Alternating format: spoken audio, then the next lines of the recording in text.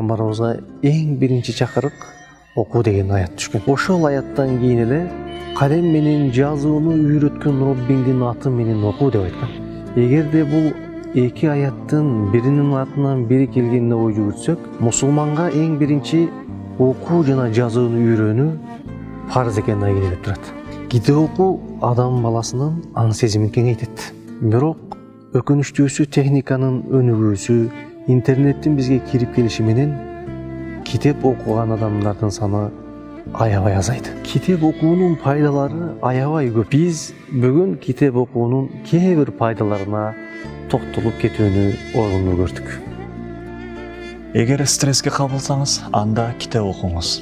Китеп окуу стресстен арылуунун эң натыйжалуу жолу. Өзүңүздү өзүңүз тарбиялагыңыз келсе, анда китеп окуңуз. Акылдуу, данышман, шайыр, кызыктуу жана бактылуу адам болгуңуз келсе, анда китеп окуңуз. Эгер акылыңды, ой жүгүртүүңдү өрчүтүүнү кааласаң, анда китеп оку. Эгерде өмүрүңүздүн узун болуусун кааласаңыз, анда китеп окуңуз. Дүйнө таанымыңды кеңейтип, идеяга бай болгуң келсе, китеп оку. Эгерде сиз жаман жолдон арылууну кааласаңыз, китеп окуңуз. Эгер өткөн тарыхтан үлгү алыңыз келсе, анда китеп окуңуз. Кыялдарың орундалбай жатса, анда китеп оку. Кайгы муңунан, уйкусуздуктан арылууну кааласаң, китеп оку. Илимдүү, билимдүү, күчтүү, кубаттуу болууну кааласаңыз,